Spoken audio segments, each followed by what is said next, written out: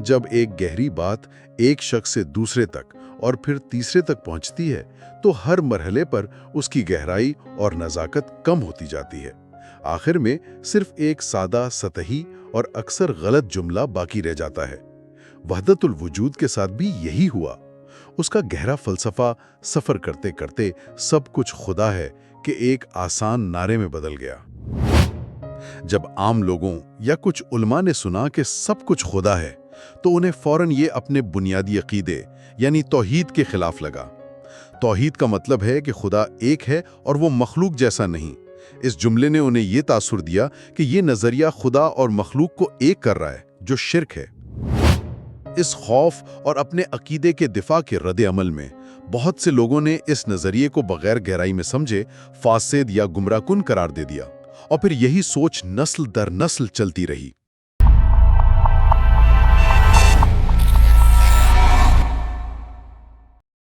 वहदतुल वजूद, एक ऐसा नजरिया जिसका नाम सुनते ही जहन में एक ही जुमला गूंजता है, सब कुछ खुदा है।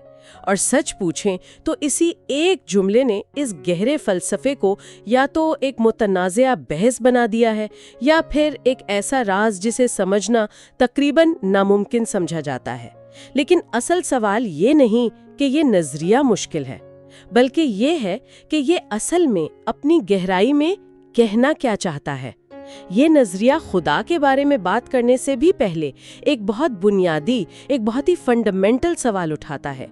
वजूद यानी एग्जिस्टेंस आखिर है क्या? इब्न अरबी रहमतुल्लाह अलैह के मुताबिक हकीकी, मुतलक और खुद से कायम वजूद सिर्फ एक है, और वो खुदा का वजूद है। जबकि कायनात, इंसान और बाकी हर शय वो अपना वजूद खुद से नहीं रखती, बल्कि उसे वजूद अता किया गया है। आज की इस गुफ्तगू में हम इसी गुत्थी को सुलझाने की कोशिश करेंगे। हम कदम ब कदम समझेंगे कि वहदतुल वजूद क्या है, ये सब कुछ खुदा है वाली मशहूर ज़माना गलत फहमी से कैसे मुख्तलिफ है, और आखिर क्यों सदियों से इस नज़रिए को सही तरह समझा नहीं गया है। तो आइए इसको खोलते हैं और इस नज़रिए के असल मफहूम के सफ़र का आगाज़ करते हैं। तो शुरुआत वहीं से करते हैं। सब कुछ खुदा है, ये जुमला तो जैसे इस नजरिए के साथ किसी साए की तरह चिपक गया है। लेकिन जब इस पर एक लम्हे के लिए भी कोई सोचे तो जहन उलझ जाता है। अगर कुर्सी, मेज, इंसान, हर अच्छी और बुरी चीज़ खुदा है, तो फिर खालिक और मखलूक का फ़र्क कहाँ गया? नेकी और बदी का पैमाना क्या रहा? ये तो अकीदे की पूरी इमारत को ही हिला देता है ना? बिल्कुल। और असल दिलचस्प बात यह है कि ये जुमला एक बहुत गहरे समंदर जैसे तस्वुर को एक चम्मच में बंद करने की कोशिश है।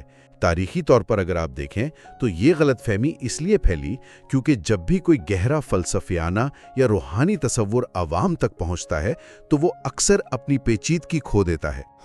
लोग उसे समझने के ये आसान, याद रह जाने वाले नारों या आप कह लें कैच फ्रेजेस की शक्ल दे देते हैं। तो ये एक किस्म का ज़हनी शॉर्टकट है कि असल तसव्वुर को समझने की जो मेहनत है उससे बचने के लिए हम एक आसान सा जुमला पकड़ लेते हैं जो सुनने में बहुत गहरा लगता है। बिल्कुल यही, सब कुछ खुदा है एक ऐसा ही नारा है, एक ऐसा ही शॉर्टकट है। सुनने में बहुत पुरस्कार और दिलचस्प लगता है, लेकिन ये असल पैगाम से कोसों दूर है और इस गलत तशरीह के नताइज भी बहुत संगीन निकले। कई बड़े उलमा और मुफक्किरीन ने इसी एक जुमले की बुनियाद पर इस नजरिए को इस्लामी अकायद के खिलाफ या तक के गुमराहकुन करार दे दिया। और इसी वजह से इब्न अरबी रहमतुल्लाह अलैह की फिक्र पर सदियों तक एक तनाज़ा खड़ा रहा। उन पर तनकीद करने वालों ने ज़्यादातर इसी एक जुमले को बुनियाद बनाया और उनके पूरे फिक्री निज़ाम को मुस्तरद कर दिया। तो ये शॉर्टकट आपको समझने की मेहनत से तो बचा लेता है, लेकिन असल माना को मुकम्मल तौर पर ख़त्म कर देता है। ठीक है, तो अगर ये नज़रिया सब कुछ खुदा है के बारे में नहीं है तो फिर ये किस बारे में है? आपने कहा था कि ये नज़रिया वजूद के सवाल से शुरू होता है। हम खुदा की बात करते करते वजूद की बहस पर क्यों आ गए? ये इतना बुनियादी सवाल क्यों है? देखिए, یہ اس لیے بنیادی سوال ہے کیونکہ وحدت الوجود دراصل خدا کی ذات کے بارے میں بحث سے بھی پہلے وجود یعنی ایگزسٹنس کی حقیقت کے بارے میں ایک نظریہ ہے۔ یہ اس سوال کا جواب دینے کی کوشش کرتا ہے کہ ہونا ٹو بی آخر ہے کیا۔ ابن عربی کے مطابق وجود کی دو بنیادی قسمیں ہیں، ان کو سمجھے بغیر ہم ایک قدم بھی آگے نہیں بڑھ سکتے۔ اچھا، پہلی قسم ہے حقیقی اور مطلق وجود۔ فلسفے کی زبان میں اسے واجب الوجود کہا جاتا ہے۔ یہ وہ وجود ہے جو خود سے قائم ہے، اپنے ہونے کے لیے کسی دوسرے کا محتاج نہیں، اسے کسی نے بنایا نہیں، وہ ہمیشہ سے ہے اور ہمیشہ رہے گا۔ اس کا وجود ہی اس کی ذات ہے اور یہ صرف اور صرف خدا کا وجود ہے۔ اور دوسری قسم ہے عطائی یا ممکن الوجود۔ یہ مخلوق کا وجود ہے۔ کائنات کی ہر شے بشمول ہم اور آپ، ستارے، سیارے، سب اسی قسم میں آتے ہیں۔ ہمارا وجود اپنا ذاتی نہیں ہے، ہم خود سے وجود میں نہیں آئے، ہمیں وجود دیا گیا ہے۔ یہ ایک عطیہ ہے۔ ہمارا وجود عارضی ہے اور اپنے قائم رہنے کے لیے ہر لمحہ، ہر سانس میں حقیقی وجود کا محتاج ہے۔ اس کی کوئی مثال جو ہم روزمرہ زندگی میں دیکھتے ہوں؟ اکثر چاند اور سورج کی روشنی والی مثال دی جاتی ہے، کیا وہ یہاں فٹ بیٹھتی ہے؟ وہ ایک بہترین مثال ہے، لیکن ایک حد تک۔ چاند کی اپنی کوئی روشنی نہیں ہے نا، اس کی روشنی سورج کی عطا کردہ ہے، اس سے مستعار لی گئی ہے۔ اگر سورج نہ ہو تو چاند کا وجود تو ہوگا مگر وہ تاریک ہوگا۔ اسی طرح یہ کہا جاتا ہے کہ کائنات کا وجود اپنا نہیں بلکہ خدا کے حقیقی وجود کا ایک پرتو یا عکس ہے۔ ایک منٹ، سورج اور چاند والی مثال بہت اچھی ہے، لیکن یہ ایک جگہ پر آ کر میرے خیال میں ٹوٹ جاتی ہے۔ چاند ایک ٹھوس مادی چیز ہے، وہ سورج کے بغیر بھی موجود ہے، بھلے اندھیرے میں صحیح۔ کیا کائنات بھی خدا کے بغیر اندھیرے میں ہی صحیح موجود رہ سکتی ہے، یا ابن عربی کے نزدیک اس کا کوئی وجود ہی نہیں؟ بہت اہم سوال ہے، اور یہی وہ نقطہ ہے جہاں وحدت الوجود کی اصل گہرائی سامنے آتی ہے۔ ابن عربی کے مطابق کائنات کا وجود چاند جیسا بھی نہیں ہے۔ چاند تو پھر بھی ایک الگ، ایک انڈیپینڈنٹ وجود رکھتا ہے۔ ان کے نزدیک مخلوق کا اپنا کوئی ذاتی خود مختار وجود ہے ہی نہیں۔ اس کا وجود خدا کے وجود سے ہر لمحہ ایسے مستعار لیا جا رہا ہے جیسے آئینے میں ہمارا عکس۔ جس لمحے ہم آئینے کے سامنے سے ہٹ جائیں، عکس فوراً غائب ہو جاتا ہے۔ عکس کا اپنا کوئی وجود ہی نہیں ہے، وہ مکمل طور پر ہم پر انحصار کرتا ہے۔ وہ ہم سے ہے لیکن وہ ہم نہیں ہیں۔ واہ، تو یہ کہنا کہ ہم خدا کے بغیر اندھیرے میں موجود ہوں گے، یہ بھی غلط ہے۔ ہم سرے سے موجود ہی نہیں ہوں گے۔ یہ فرق تو بہت ہی بڑا ہے، بہت پروفاؤنڈ ہے۔ یہ فرق ہی اس نظریے کی بنیاد اور اس کی روح ہے۔ اگر یہ فرق سمجھ نہ آئے تو انسان خالق اور مخلوق کو ایک ہی سطح پر دیکھنے کی غلطی کر سکتا ہے، جو کہ سب سے بڑی غلط فہمی کی جڑ ہے۔ وحدت الوجود خالق اور مخلوق کے فرق کو ختم نہیں کرتا، بلکہ اس فرق کو مزید گہرائی سے واضح کرتا ہے کہ ایک حقیقی وجود ہے اور باقی سب کچھ اس وجود کا عکس یا اس کی تجلی ہے۔ یہ دونوں کبھی ایک نہیں ہو سکتے، جیسے آئینے کا عکس اور اصل چہرہ کبھی ایک نہیں ہو سکتے، بھلے ہی عکس چہرے سے جدا بھی نہ ہو۔ اچھا، تو یہ کہنا کہ سب کچھ خدا ہے، ایسا ہی ہے جیسے آئینے میں اپنی تصویر دیکھ کر کہا جائے یہ میں ہوں، ہے تو میری ہی شکل، لیکن وہ کاغذ اور شیشے کا ٹکڑا، میں تو نہیں۔ یہ فرق تو بہت اہم ہے۔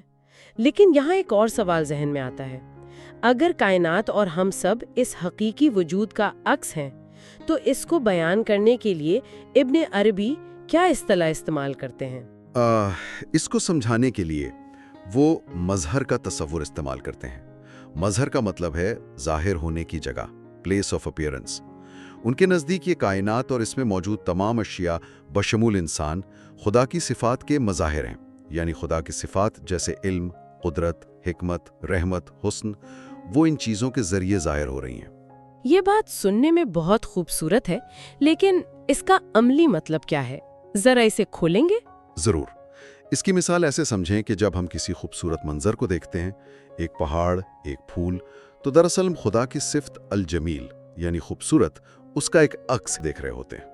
جب کسی سائنسدان کی ذہانت کو دیکھتے ہیں تو خدا کی صفت العلیم یعنی جاننے والا، اس کی ایک تجلی کا مشاہدہ کر رہے ہوتے ہیں۔ جب کسی ماں کی بلوس محبت کو دیکھتے ہیں تو خدا کی صفت الرحمن یعنی رحم کرنے والا، اس کا ظہور دیکھ رہے ہوتے ہیں۔ तो कायनात खुदा की ज़ात नहीं है, लेकिन ये उसकी सिफात का मजहर है। ये एक बहुत बड़ा आईना है जिसमें उसकी लामहतनाई सिफात के अलग अलग अक्स नजर आ रहे हैं। ये तशरीह तो बहुत ताकतवर है, खास तौर पर जब हम इसे हुस्न और नेकी के हवाले से देखते हैं। लेकिन यहीं पर वो सबसे मुश्किल सवाल भी पैदा होता है जो अक्सर इस नज़रिए पर एतराज़ के तौर पर उठाया जाता है। अगर कायनात खुदा की सिफात का मजहर है तो फिर दुनिया में बुराई, जुल्म और बदसूरती क्यों है? क्या ये भी नाउजुबिल्ला उसी की सिफात का अक्स है? ये एक लाजमी सवाल है और इसका जवाब भी उसी आईने की मिसाल में ही छुपा है। पहली बात तो ये कि आईना वो ही दिखाता है जो उसके सामने हो, लेकिन आईने की अपनी भी एक हकीकत होती है। वो धुंधला हो सकता है, टेढ़ा हो सकता है या टूटा हुआ हो सकता है। इंसान को जो इख्तियार दिया गया है वो एक तरह से उस आईने को साफ रखने या गदला करने का इख्तियार है। तो बुराई और जुल्म उस आईने पर पड़ने वाली गर्द या उसके टूट जाने का नतीजा है, ना कि असल हकीकत की खराबी। अच्छा, ये एक पहलू है। जी, और दूसरी बात ये कि बाज़ सिफात अपने मुखालिफ से ही पहचानी जाती हैं। हमें इंसाफ की अहमियत जुल्म को देखकर होती है और सेहत की अहमियत बीमारी से समझ आती है। खुदा की सिफत अल-अदल यानी इंसाफ करने वाला भी तभी जाहिर होती है जब जुल्म का वजूद हो। तो ये चीज़ें भी बिलवास्ता तौर पर उसकी सिफात को समझने का जरिया बनती हैं। ठीक है, तो इस तमाम गुफ्तगू की रोशनी में अब हम वापस इसी जुमले पर आते हैं, सब कुछ खुदा है। अब ये ज्यादा वाज़े हो जाना चाहिए कि ये जुमला कहाँ और क्यों गलत है। अब ये बिल्कुल वाज़े हो जाना चाहिए। ये जुमला इसलिए गलत है क्योंकि ये मखलूक यानी अक्स को खालिक यानी असल के बराबर करार देता है। ये आईने में नजर आने वाली सूरत को असल चेहरा कहने के मुतरादिफ है।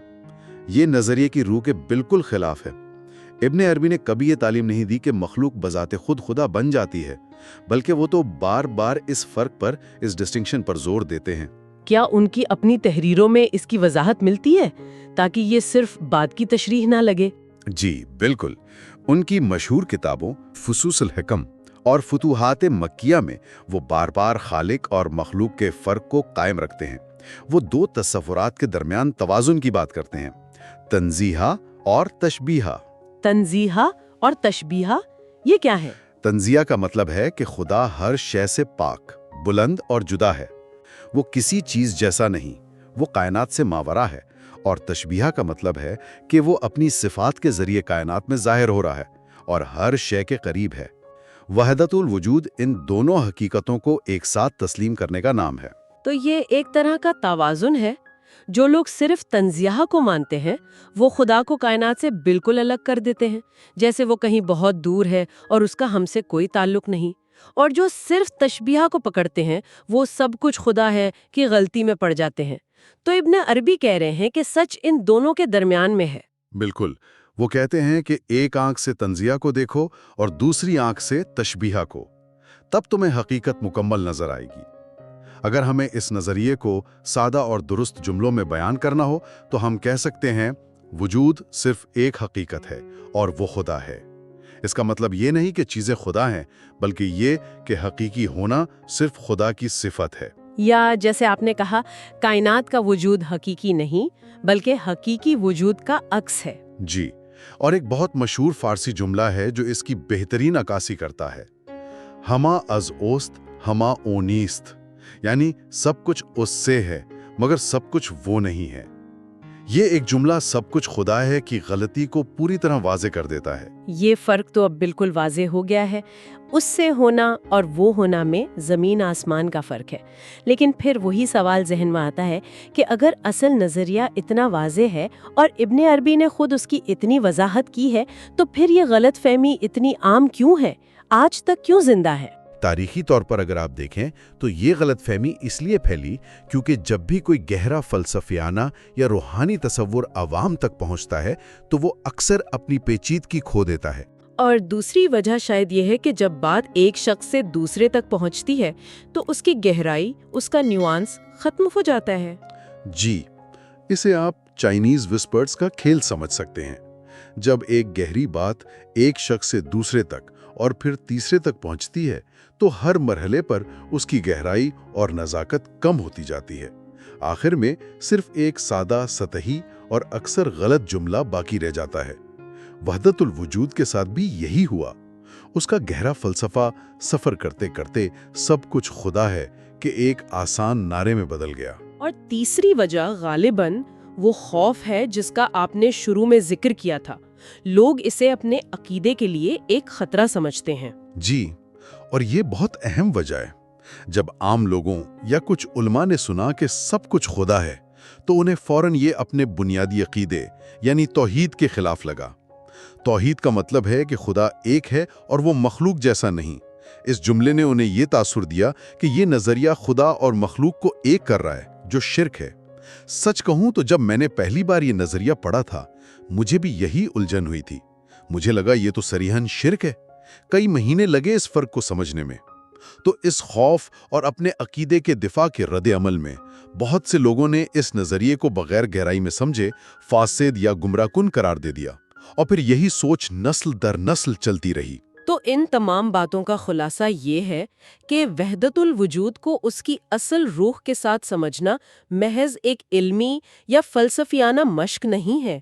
ऐसा लगता है कि ये हमारे सोचने के अंदाज, दुनिया को देखने के नजरिए और खुद को समझने पर भी गहरा असर डालता है। बिल्कुल, जब इंसान ये समझता है कि उसका अपना वजूद, उसकी काबिलियतें, उसकी जहानत, उसका हुस्न, कुछ भी उसका अपना ज़ाती नहीं बल्कि सब कुछ एक अतिया, एक इमानत है, तो उससे आजिज़ी पैदा होती है। तकब्बुर और मैं का एहसास ख़त्म होने लगता है। उसे समझ आता है कि वो खुद कुछ नहीं, बल्कि उसकी असल कीमत उस हकीकत की अक्कासी करने में है जिससे उसे वजूद मिला है। इससे तो कायनात की हर चीज के लिए एक एहतराम पैदा होता है। जी, इससे कायनात में मौजूद हर शय को खुदा की कारीगरी का एक शाहकार समझने की दावत मिलती है। एक फूल में उसका हुस्न, एक साइंसदान के दिमाग में उसका इल्म, एक माँ की मोहब्बत में उसकी रहमत नजर आने लगती है। तो आखिर में हमारे सामीन के लिए कोई एक सोच या सवाल जिसे वो इस गुफ्तगू से अपने साथ लेकर जाएं। इस सब का निचोड़ क्या है? इस पूरी गुफ्तगू का निचोड़ एक सवाल में पोशीदा है।